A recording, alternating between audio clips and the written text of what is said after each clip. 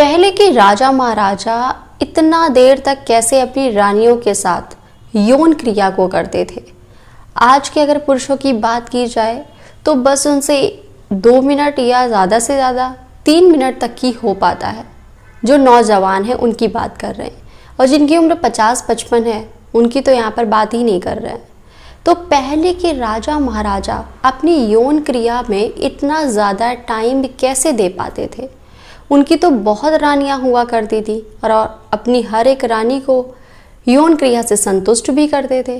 संतानें भी पैदा होती थी 55-60 साल तक। तो वो ऐसा क्या खाते थे, ऐसा उनका जीवन शैली ऐसी क्या थी जो उनके अंदर इतनी ताकत, इतना स्टेमिना, इतना जोश भरा रहता था कि वो अपनी इतनी ज़्यादा रानियां थीं और हर एक को वो यौन संतुष्टि दे पाते थे।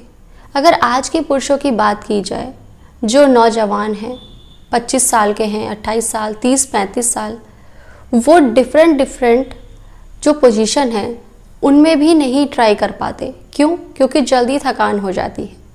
अगर आप पुरानी चीज़ों को देखें तो कई ऐसी चीज़ें हैं जिन पर ऐसी चीज़ें भी दिखाई जाती हैं कि जहाँ पर राजा अपनी रानियों के साथ अलग अलग मुद्राओं में भी दिखाए गए हैं।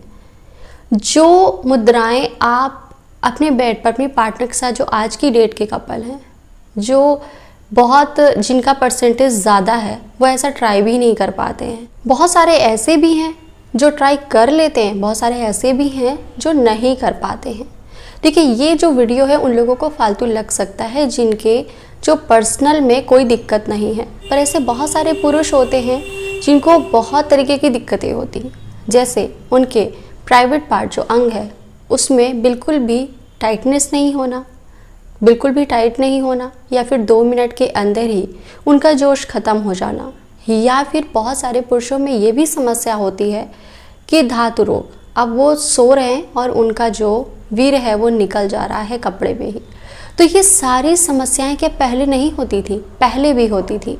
बात हमने राजा महाराजा से शुरू की थी, पर उनको क्यों नहीं ये सारी चीज़ें होती थी? उनकी इतनी ज़्यादा रानियाँ, इतनी सारी रानियाँ हुआ करती थी।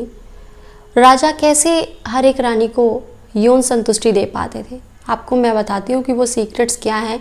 वो अपने जीवन शैली में किन चीज़ों को ऐड करते चलते थे, जो कि उनको सजेस्ट राजा महाराजाओं को नीम हकीम वैद्य किया करते थे।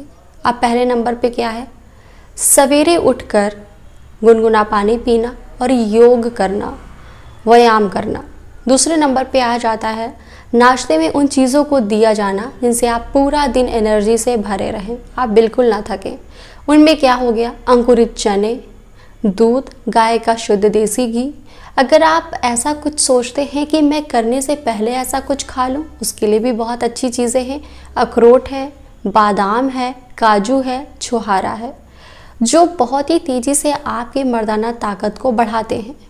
आपको जल्दी थकने नहीं देते, आपको जल्दी रुकने नहीं देते।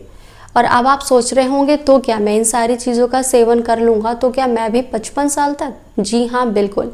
आप जल्दी से थकेंगे नहीं, आप जल्दी से अपने उस उम्र तक तो पहुँच ही रहे हैं, पर आप उस उम्र में भी थकेंगे नहीं। आप 55-60 साल तक अपने निजी संबंधों को एंजॉय कर सकते हैं, अपने यौन क्रिया को जारी रख सकते हैं।